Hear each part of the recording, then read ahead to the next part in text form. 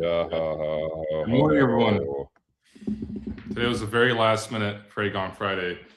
We didn't have it the StreamYard link set, but here we are. We're live. I got Yuri here, who flew in from Washington State, from Seattle, to be here. Shout out to Yuri, EasyTruckShop.com. They actually made this merch. It was really sick. He gave it to me today. It's Nike, and it's got the Freight Caviar logo in the back right here. So look at that. Swagged out. Swagged out.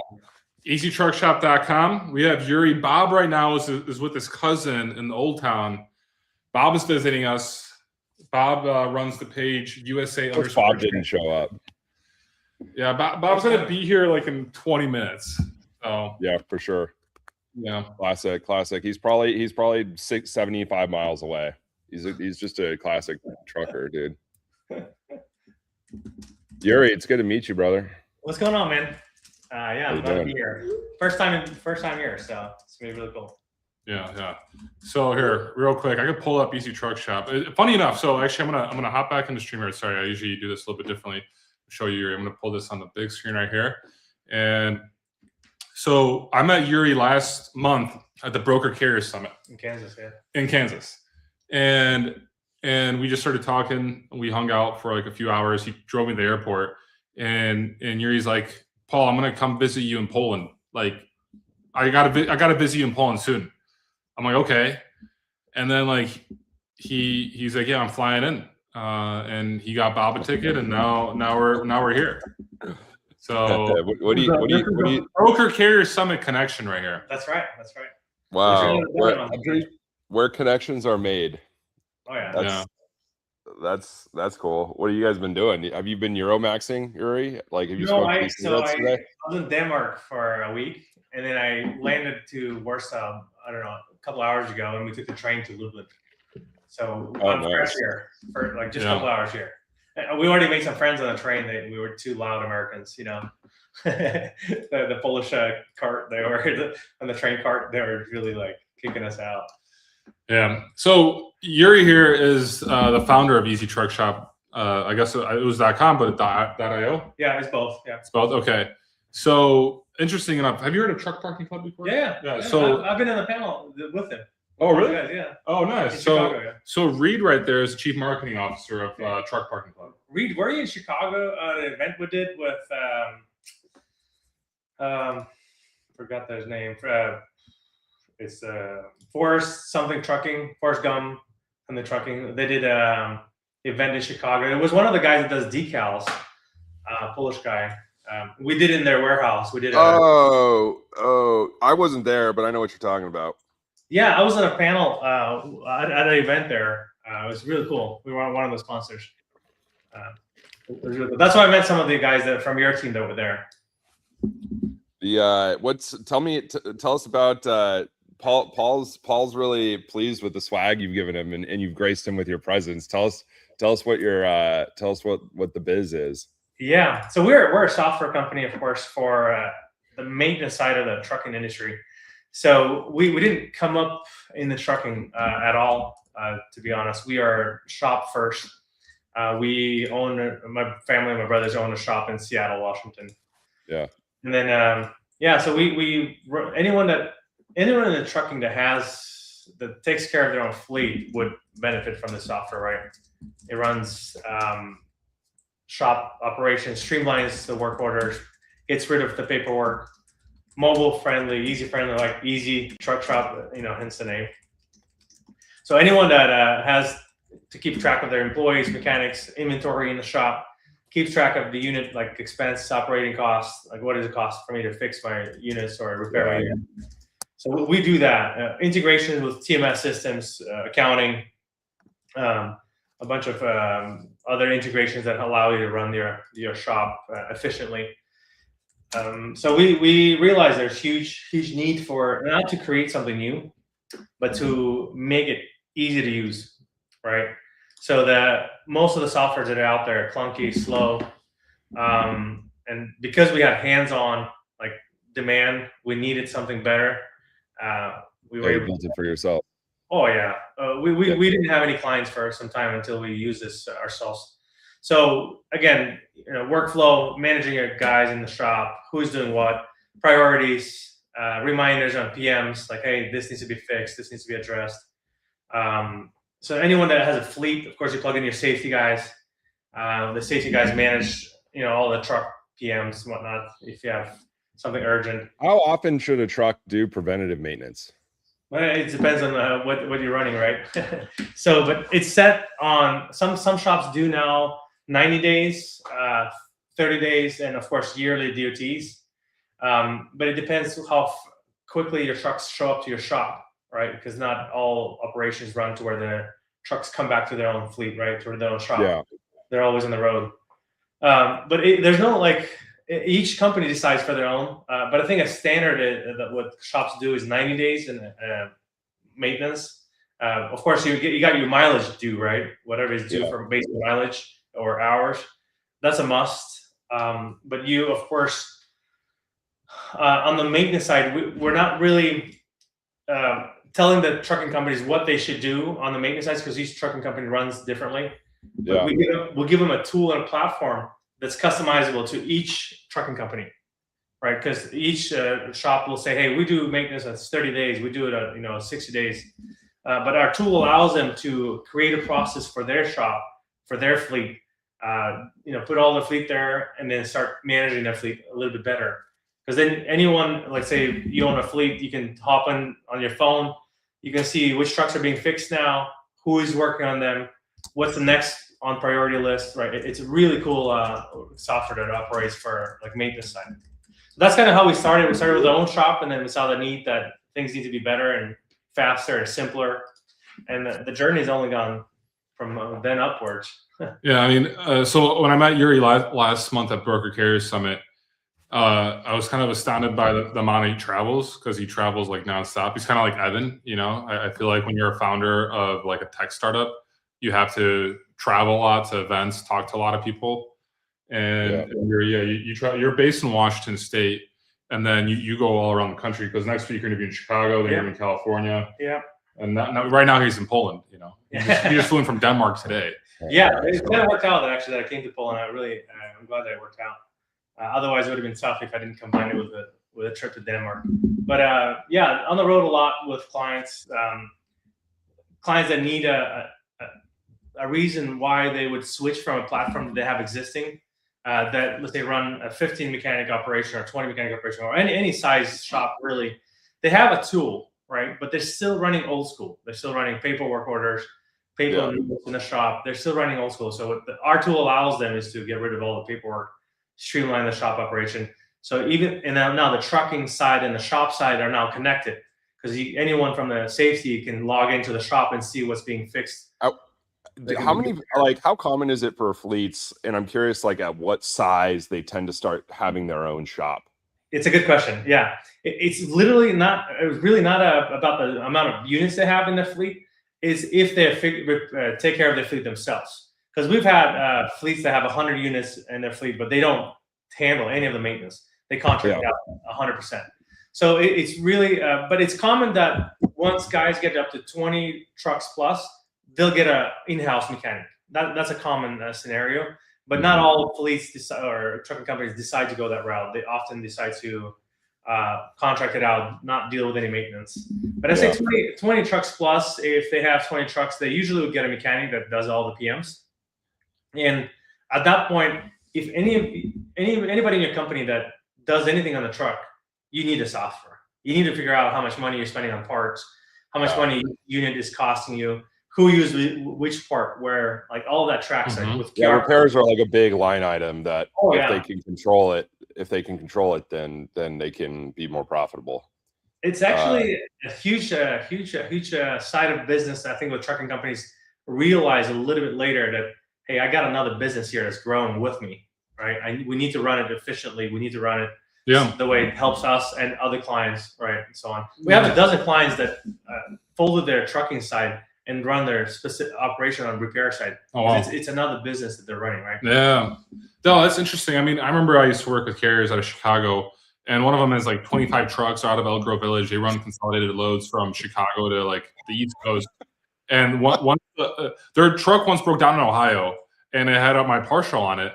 And they literally just emailed me like, "Hey, Paul, we're actually going to tow this truck. Like, we're gonna like send out our driver to tow it back to our shop to fix it," because they're just like, instead of actually getting it repaired in Ohio, which would have probably people don't. I mean, I feel like I think it's pretty common because we actually run we've got a lot of repair shop locations. We probably got 300 or 400 repair shop locations that do truck parking as well with us. Yeah. And so we did a survey where we asked all of our drivers, we call them trucker members. We asked them, like, how often do you get repairs done at locations that are also repair shops? And it was like overwhelming the amount of people who said they had done like preventative maintenance, or like they've gotten mud flaps, or they've gotten oil work done, just kind of simple stuff. And it kind of got us thinking, like, also, like, what how do they think about like repairs and like maintenance? And a lot of them, like hundreds of them, said that essentially they will do literally anything they can to not go to a shop while they're out on the road, because they don't trust the people, and they've got their guy back home that does all their work, and they feel like they get a good deal with that guy. And then anytime they go somewhere new, they feel like the pricing is always not what it could be if they were with their guy. Yeah. It's like if you get like in Ohio, and you don't know anybody, then you're like, I think people assume that you're like likely to pay more as a result of that. I don't know if that's actually true or not, but it makes sense to me. Well, the way the shop operates, I mean, we own a shop, but you have your fleet guys that you take care of. Those are your priority. It's either a construction guy that has dump trucks, or Amazon or FedEx, or wherever your fleet that is a main customer that you take care of. Those are your priority. Now, anyone that walks in the door last minute, those are the guys you can't really prioritize unless they pay well, right? Yeah. So what you do, the reason why, because drivers feel like they get taken advantage of it in the road, is because they're not priority for that shop. Yeah. The shop is going to prioritize the fleet that they work with. Yeah, their customers, their main customers. They got to satisfy them first. Yeah, whoever walks in the door, they're just gonna have to pay, and it is expensive for most of the time. Very rarely, like, people repair on the road and it costs them, cheap. It just doesn't work. Yeah. I mean, I guess I also see like repair bills when you think about it, because like a lot of times insurance covers it, right? Yeah. And I feel like in healthcare, you get like these astronomical costs in healthcare because like insurance is going to be covering it. And I feel like the same way with these repair shops, they kind of just take advantage, like, oh, like this trucking company actually won't be paying for it. Yeah. Their insurance will be, right? Is that how you see it? Not with repairs. Insurance doesn't cover preventative maintenance or anything like that, does it? No. I mean, it doesn't like if you blow a turbo, does insurance cover blowing a turbo? No. Okay. Insurance is there for accidents and cargo damage and shit like that. Got it. All the repairs related to drivers on the road, they're going to be covered by a trucking company. Either whether it's owner operator or carrier, somebody's going to pay the bill right there and then. So I remember, like, when we were talking last month, Yuri brought up the fact that he was in his car, living out of his car for a few months, and he would just be visiting truck shops all across the country, trying to basically learn what, like, first of all, I think the problem, like the old software they were using, they had with. And so you went to every state besides, I think, Alaska and Hawaii, right? Yeah, but I've been to Alaska, but not for work. Okay. So what was the idea behind that? Like, what year was this? When did you? So we actually more than a couple months. I spent 2 years on the road in a pickup truck, visit every state. We had an idea with how the software should work in our shop, but we didn't really have the product market fit to understand, does this help solve the headache for most of the clients, right? The ones that own the fleet, the ones that own the larger shop, the ones that have a small shop, the ones that have multi locations. So we had to learn from our clients, actually. The idea we had can only go so far. Most of the progress we made is through our clients that gave us feedback that we listened to, right? Hey, this could do better, this and that. But yeah, we would walk in. A lot of the shops have either outdated system that has a capability of like managing the shop correctly, or it's too complicated to use. I think one of our biggest competitors has a great software. We can't say negative things about it, but it's too advanced. It's too hard to figure it out. So what shops end up doing, they pay for premium software, Yeah, but they use it. utilize 10% of it. Yeah, So the mechanics still end up writing paperwork orders, handing it over to the service writer. Service writer rewrites it into the software, and it's just time wasted everywhere. Papers get lost. The process is completely broken, even though they're paying for a premium software. Mm-hmm. So it has to. What we learned along the way, even in our own shop where we did develop the software, it has to be so simple and easy to use that the end user, which is the mechanic, this is your first data entry person into the software, has to figure out within the day one. So like, there's no training for mechanic to do to figure out how to use the software. They log in, they see the work order assigned to them, they click start. It gives them the company unit number, they click start, and then it tracks their time, billable hours. They can take a picture of the repair, scan a QR code for the parts that they're going to use. So it makes it very simple for the mechanic. So if the mechanic uses it correctly, and then the whole data is correct. But software that are super advanced and very capable, they have the reporting features, they have the futures. But if the data is not entered correctly by the end user, which is the mechanic, all the data is skewed, right? Because whoever's entering it is entering differently, or doesn't get all the hours, doesn't get all the mileage. Mm-hmm. So we realized when I was traveling around different shops and the way different people operate, whether they have a software or not, is that they don't usually have a good process and they don't utilize the software correctly. So it had to be, dumbified version of all the softwares out there, to where with no training, day one you can get going and use the software. So when we onboard a client, any almost, I would say, any size customer, 2 mechanics or 10 mechanics, day one they're using it. It's that simple. Mm-hmm. The headache of onboarding is real simple. We import all the data they have, units, customers, inventory, and just help them get going. Once they figure out to run the shop efficiently, it changes the game. For example, I'll give you some numbers. Shops that run on different platforms, they bill a certain amount of hours to the trucking company, right? We came to some of the clients, 40% difference to 50% difference that they're not billing because their mechanic lost the parts, mechanic didn't add the hours, Sure, truck left, work order lost, right? Things like that. But if it's done live, if all the repairs and work orders done live, it's a different, completely different. So we've got like an old, like a 1978 International cab over here. Yeah. And we turned it on a couple weeks ago, and it started just like gushing diesel like all over the ground. And so we were like, oh shit.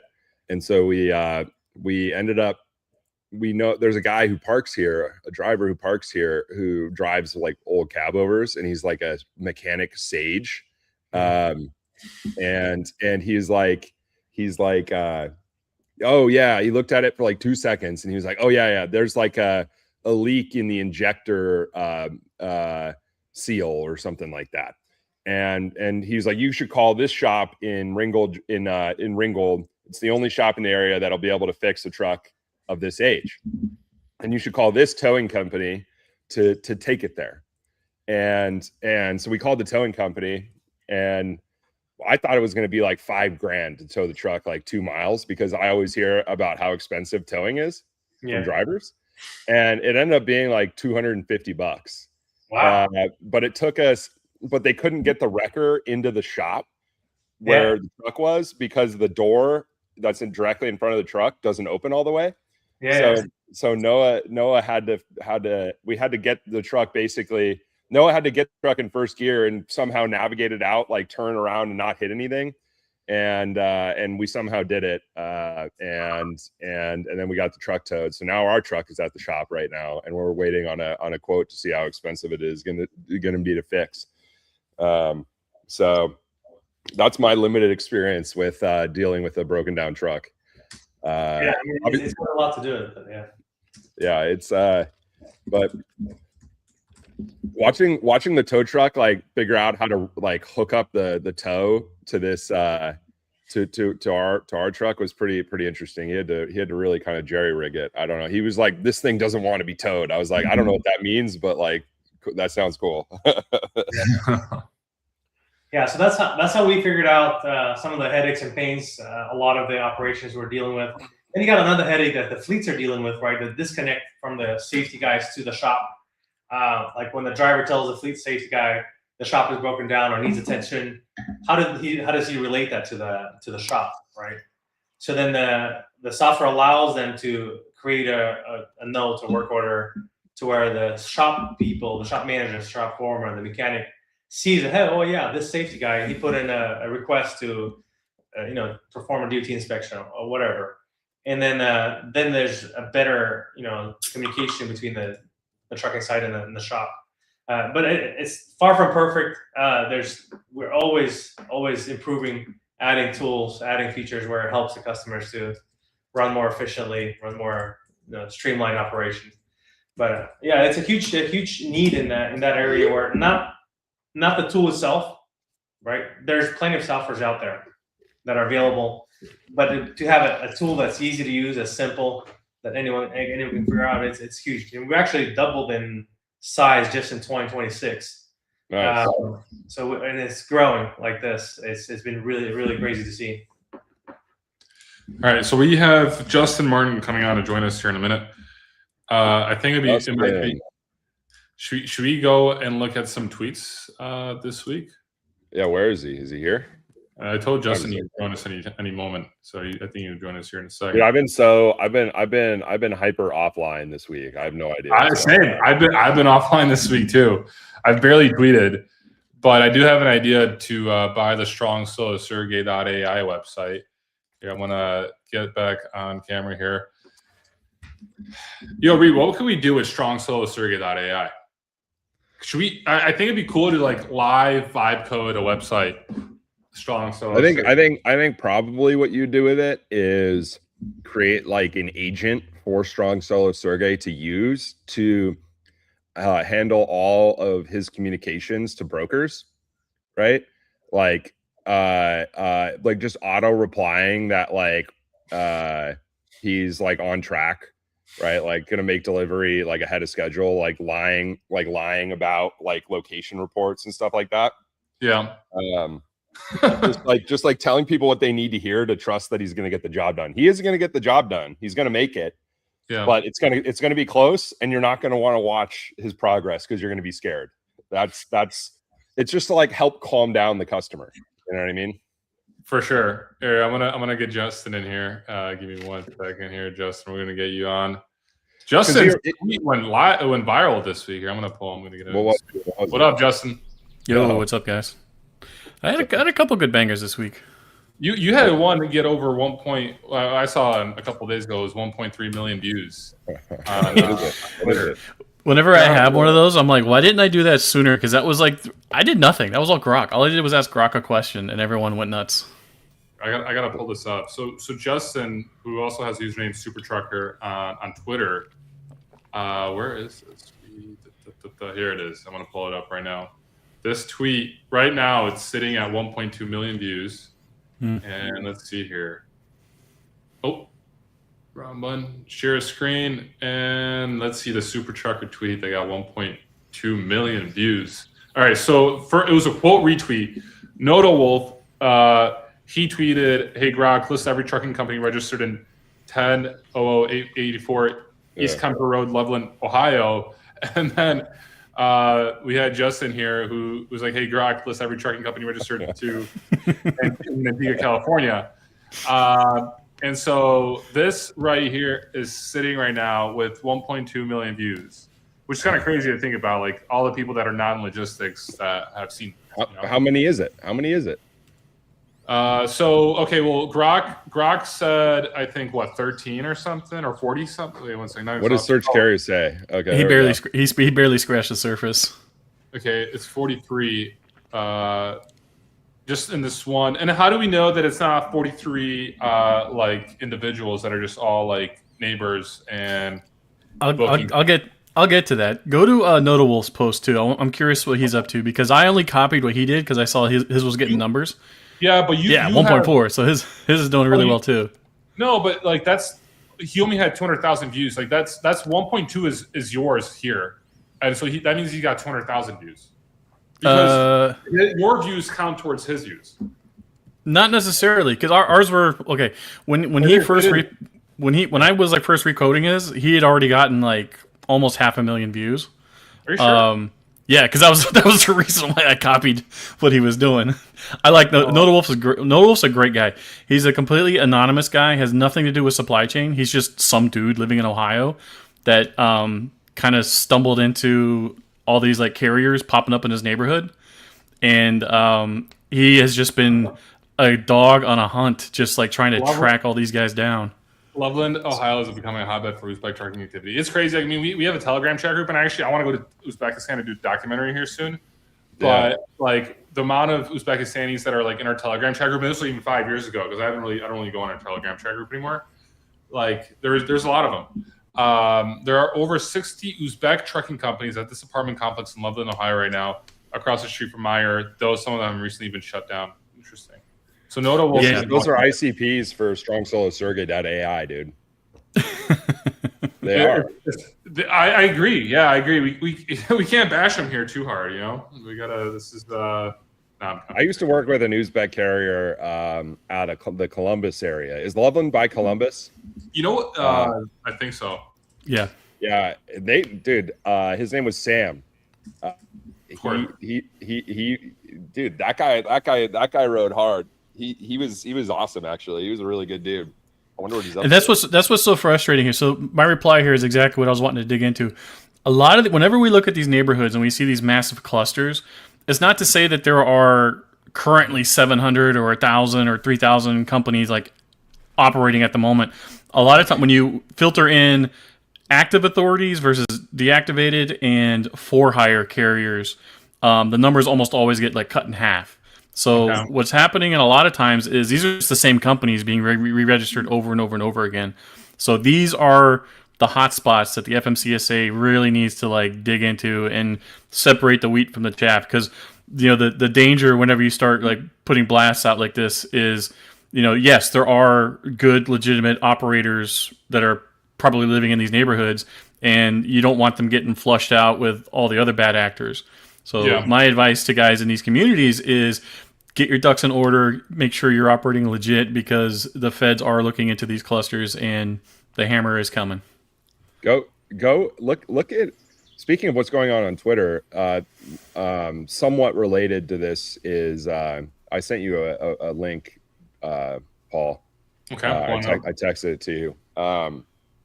Ernesto, our buddy, who's an owner op, said that C.H. Robinson's like shutting off a bunch of carriers for poor safety ratings.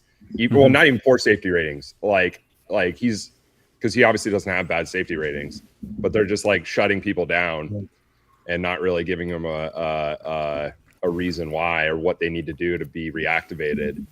And this is like just obviously in response to. So this is already the impact on small carriers that has been like being, I guess, blasted on social media for the past few weeks. And I mean, Craig's been tweeting about it, basically saying how like SCOTUS really will have a negative impact on small carriers. And this is basically right away showing us why that is. It's because like if you have zero history and you're an owner operator, you have absolutely zero, violations, 0% out of service, like you might not be able to get past because you don't have enough record, right? Safety record, which is kind of crazy to think about. But yeah, this is an implication. We should look up his MC on search carriers and see what it says. I just asked him what his MC was. It's funny because I was tweeting, I was messaging Justin a couple of days ago, and I was like telling him like how badly this blog aged that I wrote last week.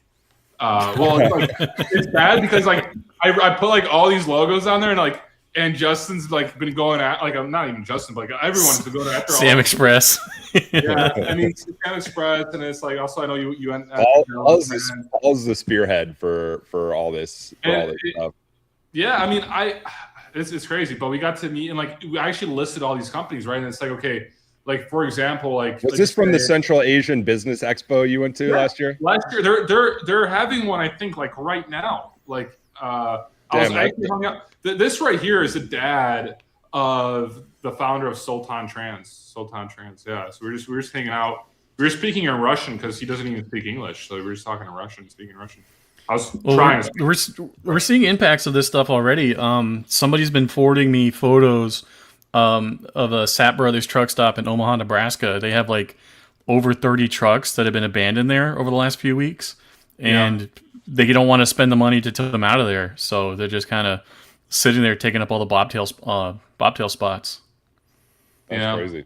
But when you run the carrier info on the trucks, it's all companies owned by dudes from Africa. So sounds like just like how every other spot in the country we have like refugee locations where they were all moved to at one point in time. So like you have the Somalis in Minneapolis and the Sikhs out in California and the Eastern Europeans in Chicago. For whatever reason, the federal government was like, "Oh, a bunch of guys from Africa, Omaha, Nebraska. There you go." And they can't get any loads, so they're just walking away from their trucks. I'm gonna try to pull up other. Dude, show that rocket blowing up again real quick. I only saw that for like 2 seconds. That is Yeah. insane. Holy cow. Oh wow, I didn't even see those. That was an Amazon or a Blue Origin rocket, one of Jeff Bezos' last night. No, nobody. They said nobody died. No, and there weren't any satellites on it, so this is like one of their test launches.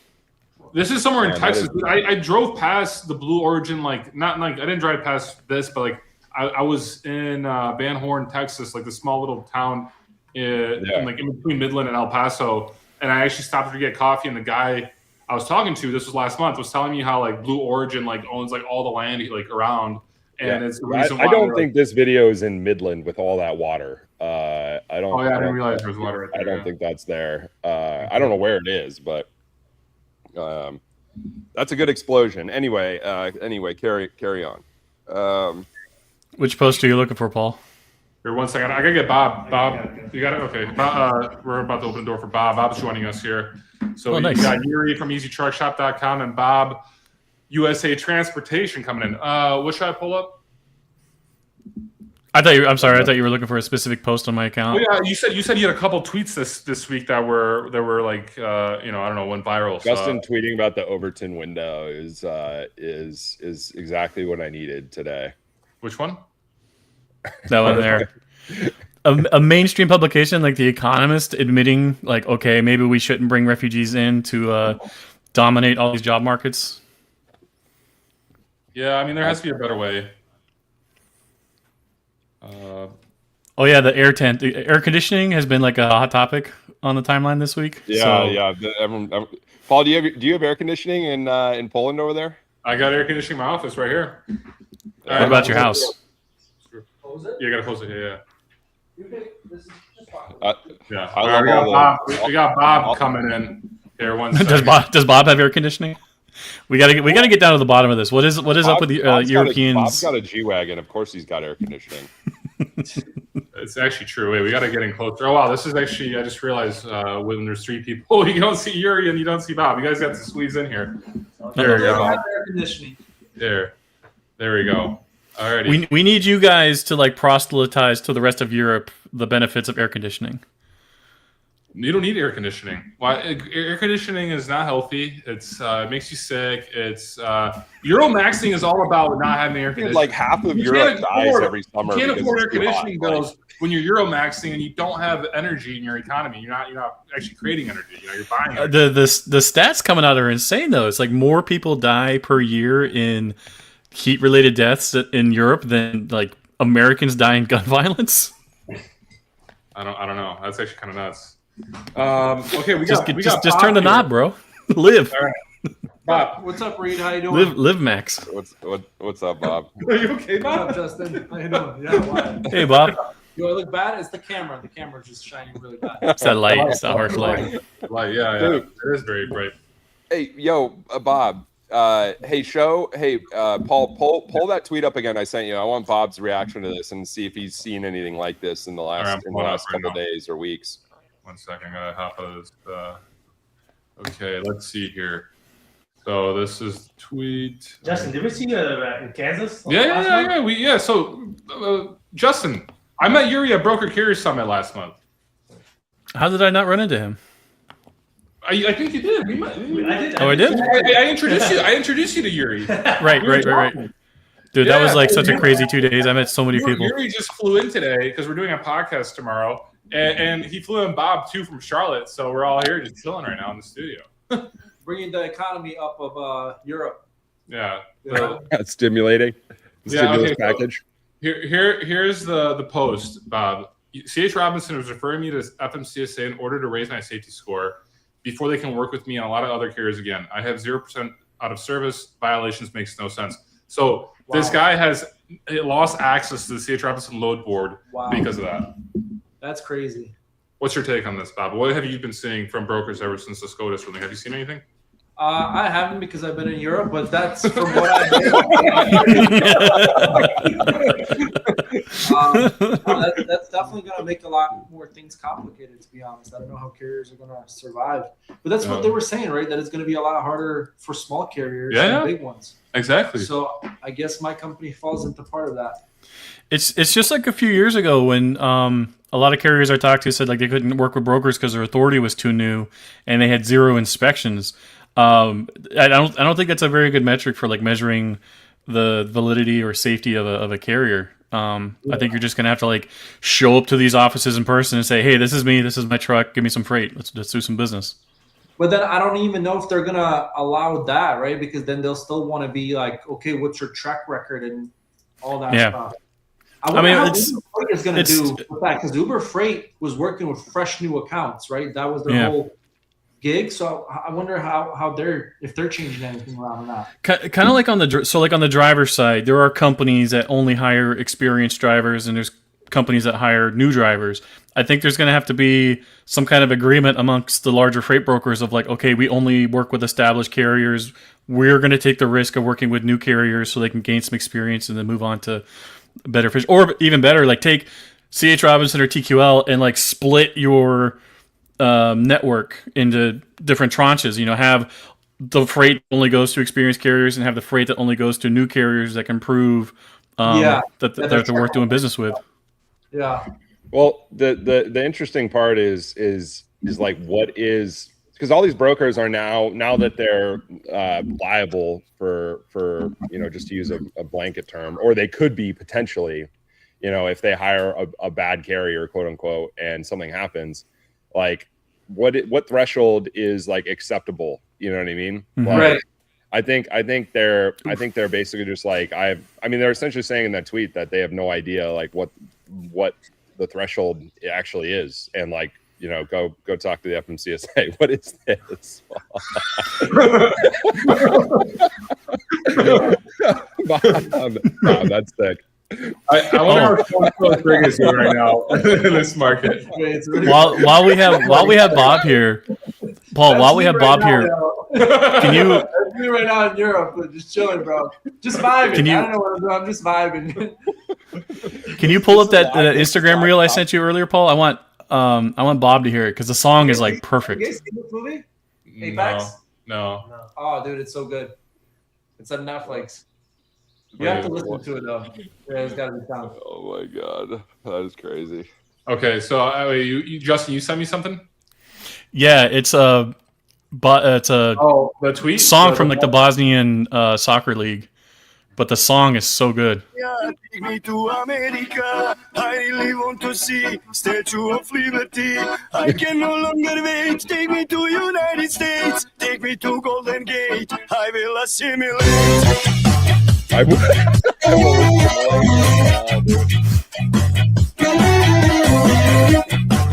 are the bangers. Kebab je sa lukom, a burek je bez sira. I'm from Bosnia, sada svugdje svira. Igraj Bosno, kao nikad do sad. A ono protiv njih nije bio offside. Mostar, Sarajevo, pa sve do Banja Luke. Kad zmajevi igraju, ajmo gore ruke. Svi u glas, nek se zna, Bosna i Hercegovina. I'm from Bosnia, take me to America. I really want to see Statue of Liberty. I can no longer wait, take me to United States. Take me to Golden Gate, I will assimilate.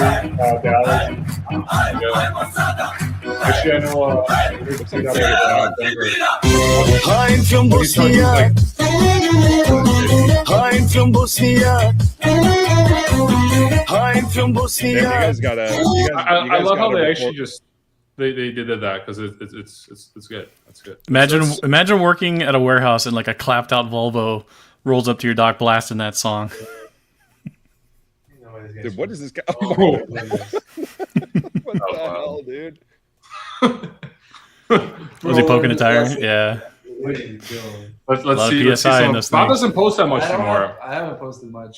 Correct? Okay. This is during the DOT week. Yeah. That's you. This is All right.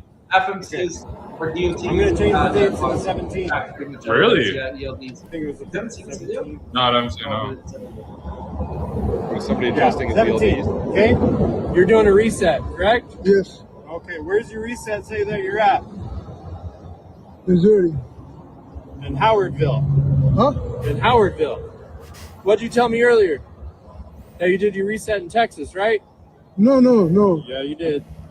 I was thinking you told me where I pick up from. Okay. Regardless, you told me that you did your reset in Texas. Anyway, in it's a mistake. Texas.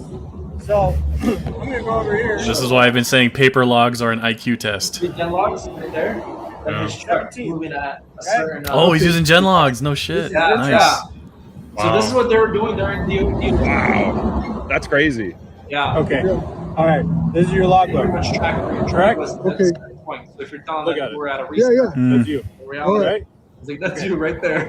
I'm going to change the date to the 17th. I think it You was, guys heard of flock cameras in the US? Yeah, block safety. yeah, What, 17th. like okay? actually like black freight cameras or what? Block safety is like they install cameras around cities and use like AI to like track crime and shit like that, and then the police departments like sign up and like have access to all this like camera data related to crimes. Yeah, a lot of the police officers track their ex-wives and stuff and their ex-girlfriends.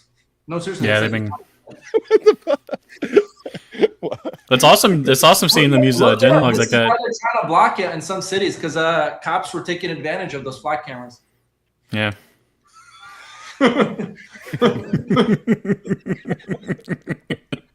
Dude, what? Sad. A lot of state patrol guys I talked to, one of the complaints they had about gen logs is like it's not mobile friendly. So if they're doing an inspection on the truck, they got to go back into the car, or even if they don't have a laptop in there, it's not a very friendly platform to use on your phone. So I'm hoping they do a mobile platform launch soon. I love these like Ukrainian videos that like you post about. I have a huge following, you know.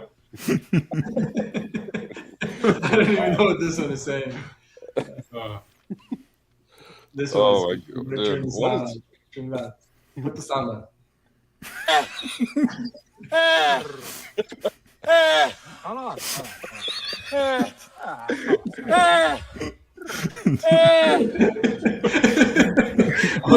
When a company driver buys his own owner-operator truck and breaks down on his first trip. Dude,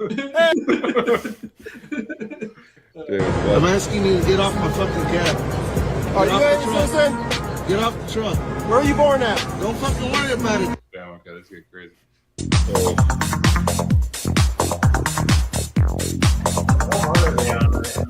I love these videos. I love like all these clips of like Ryan, it's like Ryan Gosling clips or like Yeah. like American Psycho clips, and it's like there's so many good little clips out there these days. But why? Man, I miss the penguin memes. They need to come back.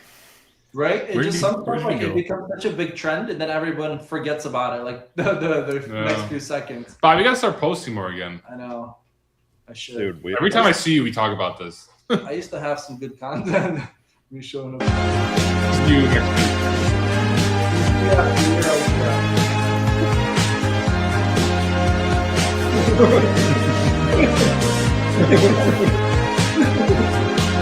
Yeah, will be driving 3 trucks at the same time next week.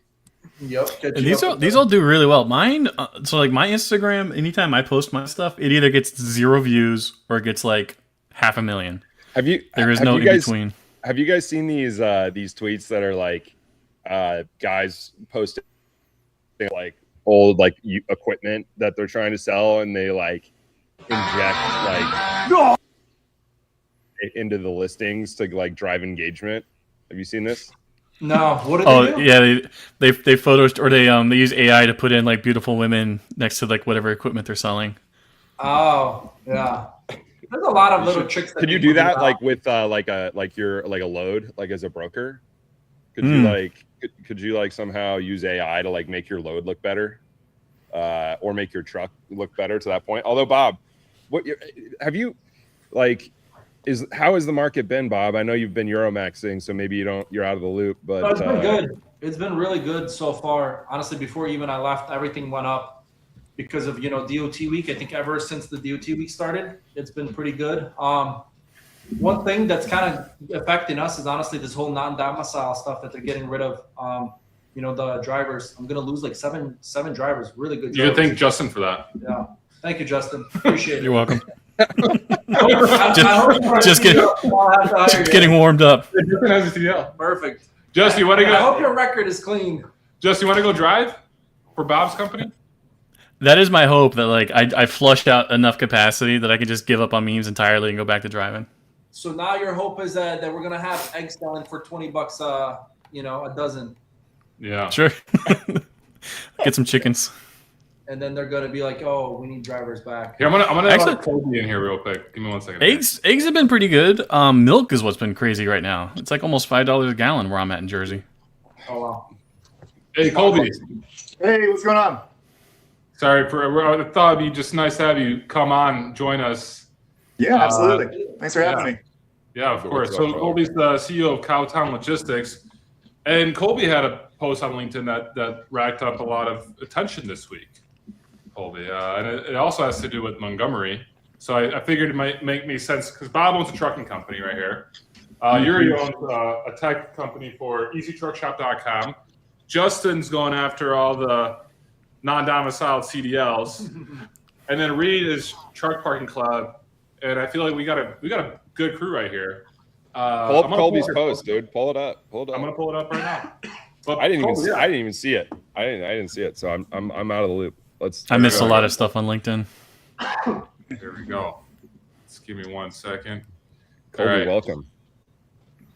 Welcome to the show. Let's see here. I'm gonna share my screen. Give me a second here. Alrighty.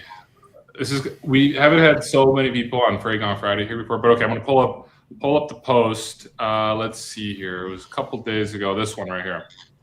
Yeah. So, So today's freight market isn't hard; it's hostile, and I think you went.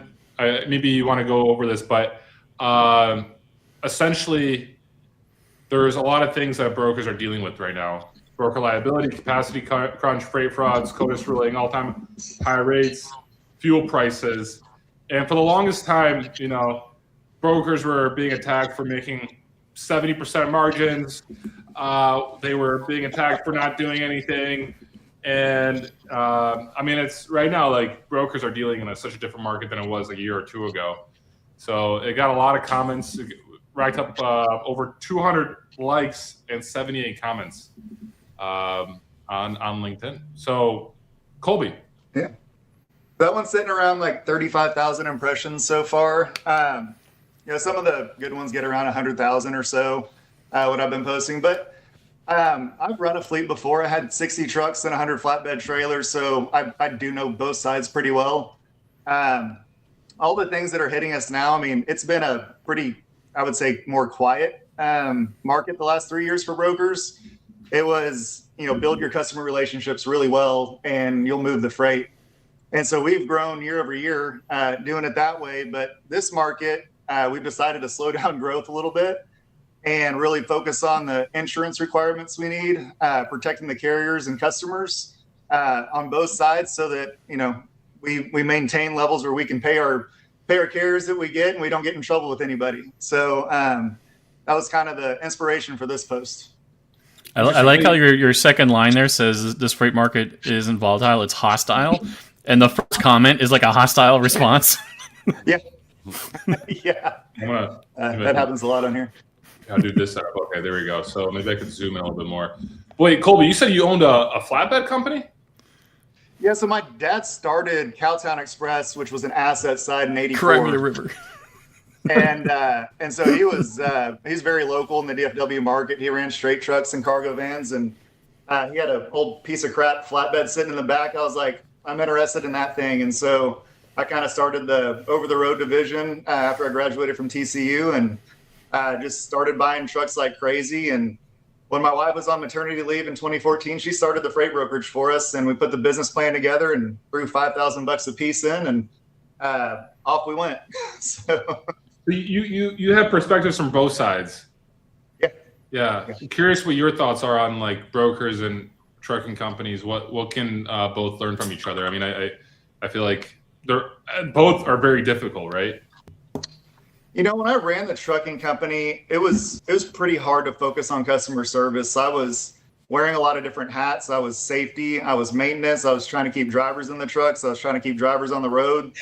If I went back, I would go back and like lean on my brokers harder of like, hey, let's really partner up here and offer the best customer service you can. I will show you where my trucks are. If you'll keep the customer happy, let me focus on my operation.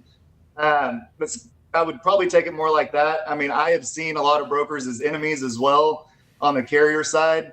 I've gotten into it with a lot of them myself, and being one now, you know, that still stands. I mean, we also get into it with carriers sometimes. It's a hard market. I used to go out and ride along with my drivers. It's very tough to be out on the road for weeks on end. And so I understand the troubles and the struggles, especially in flatbed. I mean, you're throwing very heavy tarps every day. You're sweating your butt off. It's hard to get good food and good nutrition in. And it's a hostile environment out there too. Yeah, it is. Do you still have a trucking company or no? We sold all of our assets in 2022. Our burn rate was getting pretty high at that point. We were not willing to sacrifice maintenance and safety, and that's kind of the first thing that goes. Like your preventative maintenance falls off. You're letting go of your safety director. Like it's just at some point you're like, I don't want to hurt anybody. I'm out. So that's what we did. Or do you regret any of that with the flatbed market nowadays? That's a great question. I do not at this point. I think about it often. This would be awesome, but when my dad retired and said, "Hey, let's close it up," he was 72 at the time. I don't think it would have been worth the stress the other years and to our relationship either. So I don't regret it. We've grown an amazing business, and we've been able to focus on this side and really focus on our employees. So I think we've got a great culture, and I don't know that I'd be able to do that if I was, if we were losing money every month in the trucking company at that time. So, Colby, I'm happy what model all is your of the flatbed brokerage? drivers making money right now. What are you an agent model? Are you just like cradle to grave? Are you a split model? Like, what's the model of your brokerage? So this post did really well last week. Sorry, this 2 salesmen, $15 million in revenue. But go ahead, Colby. Yes, we're split. So we've got I've got an agent model as well, but we've got salesmen and then operations team. So it is a split model inside. We don't do any cradle to grave.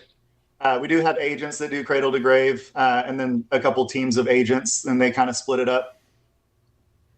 How are you thinking about like we just were looking at earlier? I don't know if you were watching, but we were looking at a post on Twitter from an owner op we know where C.H. Robinson has turned off access for him to their load board. I assume in response to the Supreme Court ruling. Like how are you thinking about that? Once your safety score gets high, it is hard to correct very quickly. And I think these guys are just going to have to mitigate as much risk as possible up front, fix as much as they can now so that they don't get any roadside inspections that are going to, get them in alert status quickly.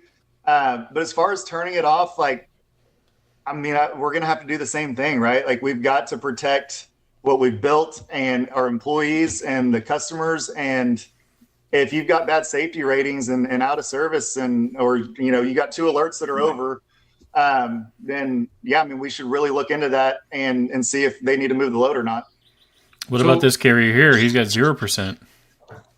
It's not a service, but like, what does it mean? Like, raise my safety score? Like, so that means that he's got bad safety scores right now, right? No. He just means if your safety violations are like if you have violations on your record. I think this is maybe the 0% where he hasn't even gotten inspected yet. You know, that could be the case. No, I think he's been inspected. He just has 0% out of service and no violations. Because CHR is referring to me to FMCSA in order to raise my safety score. I'm going to comment like, what do you mean by? Yeah, I would say there's got to be something else that's triggering the event for it. I mean, you can have 0 violations if you get pulled into a scale house. We've had a few back in the day. Well, it's kind of rare. So when you look up a carrier, there's 2 separate things for their safety. There's their inspection record, and then their carrier safety record that they get from the FMCSA. That's the record that guys like Matt Leffler are harping on all the time because, like, was it 95% or 97% of carriers out there have 0 rating at all? So if you're a conditional carrier right now, you're pretty much out of business.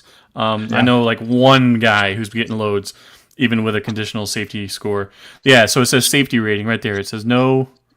Zoom in on that on the left there. No safety rating available. Yeah, like, which is like 90% of MC numbers. 94%. Yeah.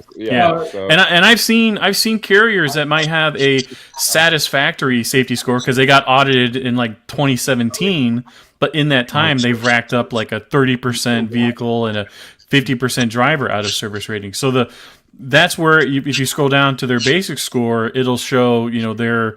Oh, you don't have the pro plan here. Let me hop onto mine and I'll show you. Come on, Garrett. How do I not have the pro plan? Wait, Colby, would you book this carrier? There's really not enough data there. I mean, I used to call locally and ask DOT officers to come out and inspect my vehicles so we can get some inspections on us. I would recommend that to one of these people if they need to get some inspections underneath their belt without being out on the road with someone's load. You're saying that there's not enough next step. There's not enough inspection here data for you to be comfortable right now to book them? Correct. But okay. This isn't incorrect. We have plenty of inspections. This is his trucking company. So this doesn't even show the rating on it though. Okay. Yeah, but the safety, but you're not satisfactory rating you have no rating. How? Because if I've been in business for 5 years, I have over 100 inspections. Only 94%. Only 6% of carriers have a safety score. That's the thing. Who measures the safety score? I don't know. Like, do you know, Colby, how that works? Can you ask the question again? So, do you know how because only 6% of carriers have a safety score, right? Mm-hmm. Satisfactory, conditional, or no rating, or I guess only 6% have. Do you know how that works? Like, when does an FMCSA actually decide about like a safety score? So if you get an alert in 2 categories, be out of service or maintenance or crash data, one of those will trigger an event where you get an audit. And at that point, you'll get a letter sent to you. When we first started back in, when I did this in 2012 or so, they sent me a letter and say your status may change over if you can't complete this audit. We had to send them all of our, driver files and maintenance records and all those things to keep it from happening. But something like that would trigger that event. Okay. And Bob, for example, you're shocked that you don't have a safety score, but I think it's maybe this website only.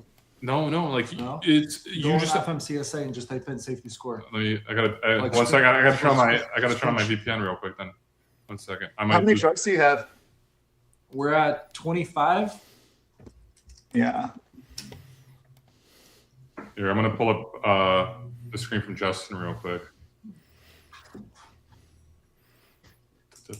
You want to zoom in, Justin? You gotta zoom in. Here, a lot. Here's what I see on my end when I look up carriers because I can see their.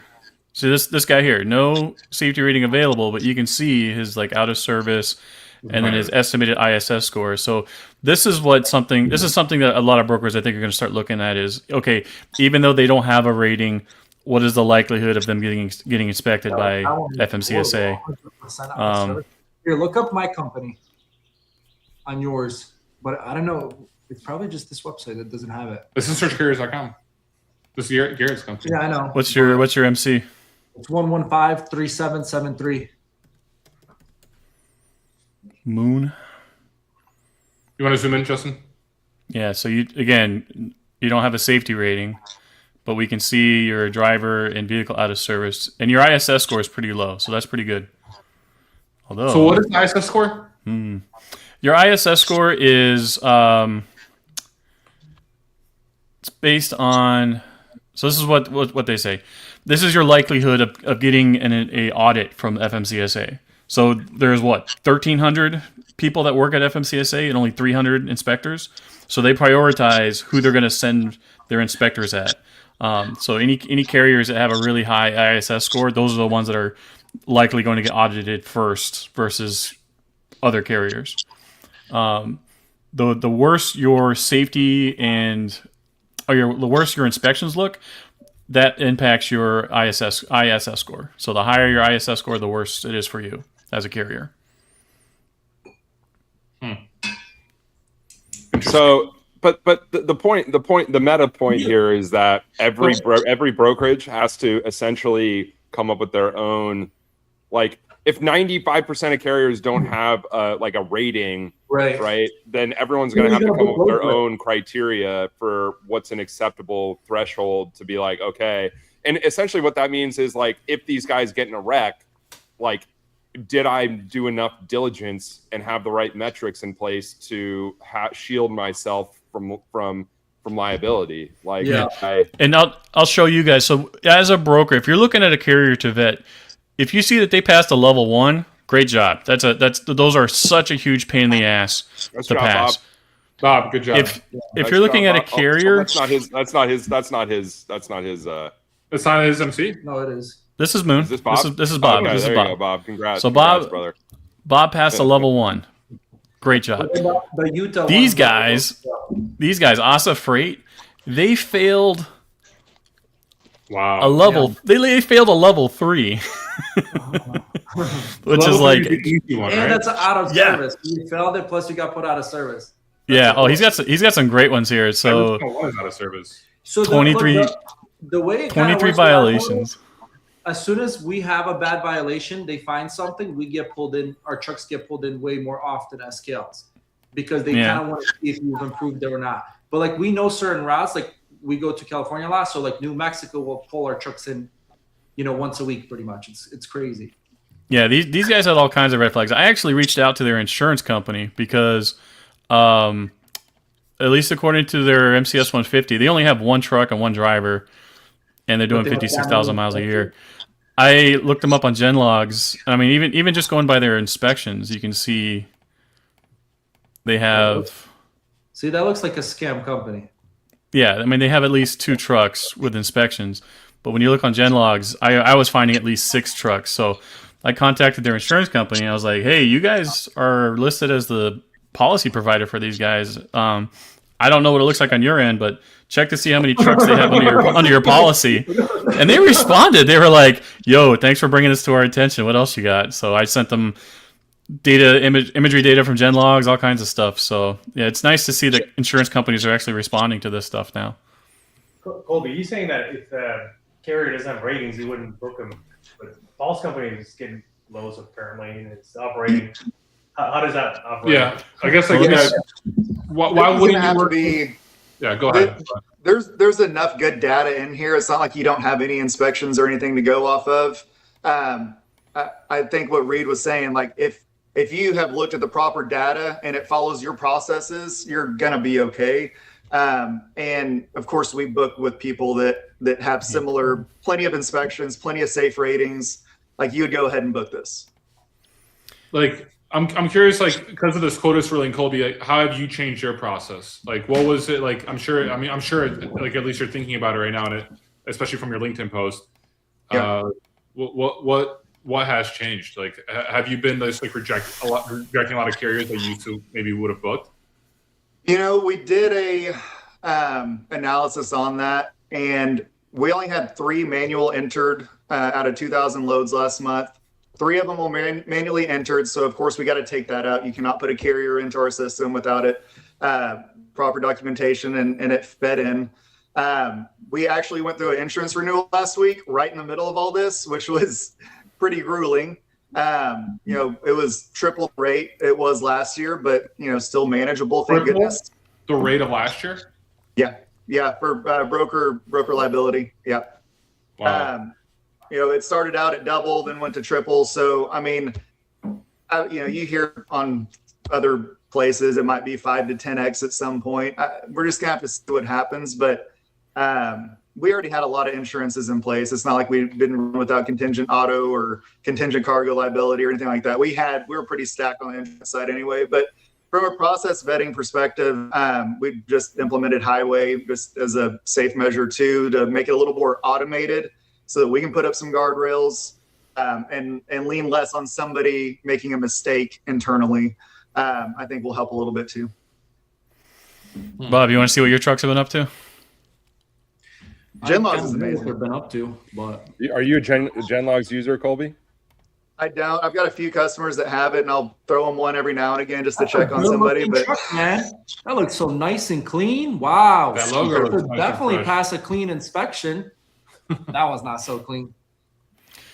When did you guys? So you have two different. Colby, what Oh, kind of never freight mind. do you Okay, run it is the same. typically? second, What kind of freight do you typically run? we're about 70% open deck flatbed. So we don't need Genlogs as much. It's a little bit harder for cargo thefts. So knock on wood, but it is a little bit easier there. You sold a helicopter or anything yet? You have one flatbed or no? I remember you said you were going to get one. It didn't work out. No. Just reefer and dry van. Refrain driving. Okay. Yeah. If you ever need anyone from Charlotte, North Carolina, Bob's the guy. Great company, Great company. great team. Yeah. Sweet. But it's going to be interesting what happens, in the next couple of months with all this stuff that's going on. The non-domicile stuff Yeah, too. non-domicile plus this rule changing thing. Yeah. The brokers are going to be so much more picky. Oh yeah. Yeah. Bob, do you know all these guys that are losing their CDL status? Are they looking to go into a different sector of transportation, or are they going to different industries? So Different country. a lot of them are definitely hopping onto Sprinter vans and box trucks, I'm pretty sure. But a lot of them will go into construction or something. Yeah, maybe like Uber, Lyft. I've been seeing this like influx of, so during like the COVID boom, we had all kinds of like trucking gurus that would pop up on Instagram or Yeah. whatever, and they'd say, "Buy my course, I'll teach you how to start your own Right. trucking company." Now I'm seeing non-CDL trucking gurus doing the exact same thing. These guys, they'll go out and buy like a 26,000 pound truck and then Right. haul for like Lowe's or something for Well, appliance yeah. deliveries. There's going to be so many people in it, right? That's going to drop to the ground pretty much. So, the thing is, I will say this: most people don't realize a lot of these drivers came from Europe. They drove in Europe, right? So they drove semi trucks in Europe. They got their CDLs in America. In Europe, it's way more strict to drive a semi truck. They actually have to take care of their semi truck. They take care of their wheels. They look after their truck. And if they don't, their bosses charge them for that. So then they come to America, they get their CDLs, great drivers. Like I have some of the best drivers that literally came from Ukraine and from other countries. And now they're just like losing their CDL for what? For what reason? I just don't understand it. Well, I mean, presumably they're just being lumped in with people who are exploiting the Right. system, right? Yeah, it's the same. It's the same thing happening to the DACA guys. All the DACA guys I talk to, so they're part of this class action lawsuit against the FMCSA, but it's lumping all the non-domicile and all the DACA guys together. And I've been warning them for months now. Like, you need to talk to your lawyers and have you guys separated as a different class, because the non-domicile guys are going to go down and they're going to take you guys down with them. Yeah. I don't know. I think everything's gonna get so much more expensive that eventually they're gonna, be like, okay. Colby, what are you seeing in rates? Like, obviously if you're doing a lot of flatbed, like you're probably seeing crazy stuff. Like what is, like, tell us about like this year so far. Like, what have you seen? I think our average move is about 2,200 in January, and it's at averaging 32, 33 right now. And we do a lot of regional. So if you imagine moving those kind of numbers, it's double, triple. Fridays absolutely suck. It's really hard to find coverage. And a lot of our relationships that we built over the years, hauling out of the same place. I mean, they are literally going, I got to go make my money back. And again, owning trucks before, I totally get it. Like I've been in that situation where I'm going to go chase the money and pay off some of these bills and work on my trucks because it's been a dry spell. So I think that's why rates are so crazy right now, is because all these carriers are trying to make back what they've lost over the last few years. I think the rates will either flatten or start to come back down once enough carriers have like built up that war chest again, that now they can start undercutting everybody. Because right now, no one needs to undercut anybody. They're all making money hand over fist. But once the undercutting starts, that's when you're going to start seeing rates just absolutely nosedive. There are drivers on the road. I don't think that's going to happen. How is the undercutting going to start happening if it's the same amount of trucks and less drivers? If you're drivers. If the capacity stays the same, that's not going to happen. Yeah, I think it's just going to get higher and higher. And flatbed, the demand's crazy too. I don't see it loosening up either at the moment, at least in the flatbed space. Yeah. Well, go back to where he was saying like the volume, because as far as I know, and I could be wrong on this, aren't volumes like flat or down? It's just we don't have as much capacity as we used to. Is that why? And that's what's causing rates to go up? I feel like flatbed volumes are up, but like maybe van and reefer are. Well, flatbeds. A lot of the AI data center stuff, and that's just like any kind of artificial pump. You're going to see a crash, within a year or two after that. Artificial, dude. These guys are investing like $1 trillion a year in data centers, like, and they're forecasting that to only go up. Like, I don't what. Well, I was at a commercial real estate conference a couple months ago, and they were like, these guys are like, yeah, because there's like some tax law that was passed, and I think companies are able to now like write off like 7 years of capex like in the first year, and so it's just like it's pulling forward so much investment and so much construction's going on. There's like insatiable demand for the tokens. It's like why would it cool down like literally anytime soon unless something structurally changes? I have no idea. I thought I had read it like 50% of like future AI data center plans had already been scrapped. Yeah, I'm not sure. Because I was talking to my guy that I buy my trailers from, and he said right now they're having a huge demand in flatbeds and like these low boy super wide things because of data centers. So a lot of these companies, in order to transport stuff it's crazy what you said, Reed, about actually data centers. So there is a huge boom because even he was mentioning like all their flatbeds and all their low boys, they're all pretty much rented out and sold out. Yeah. So we haul to a lot of and their projections, I mean, they are full for the next 18 months. I don't know if you can project out farther than that, but that's at least covered for a while. It's a bit of a, like, if you're one of these like Kevin Leary guys, like, so he announced like he wants to build like the world's largest data center in Utah, and so it's kind of a heads I win, tails you lose situation, because he'll make the announcement, and if the data center actually gets constructed, he reaps the windfall from that. But then if the locals push back successfully, they got to buy that land back from him, and he bought it up for like nothing, so he wins whether he makes this data center happen or not. Real quick, intermission. Shout out to our sponsor, Epay Manager, and a meme intermission. Real quick, this one's just so good. This is carriers after DOT Blitz Week. How much does the Earth cost? I'm gonna buy the entire Earth and be king. All right, now we're back. All right, that is exactly the kind of conversation my son has like right before he's falling asleep. He just comes up with these like insane existential questions and concerns. He's been posting really good memes on Twitter. Colby, have you done a data center work? Oh yeah, we have a lot of the big steel out there. What is that? Is that like a contract relationship, or is that like a project relationship? Like how do those function?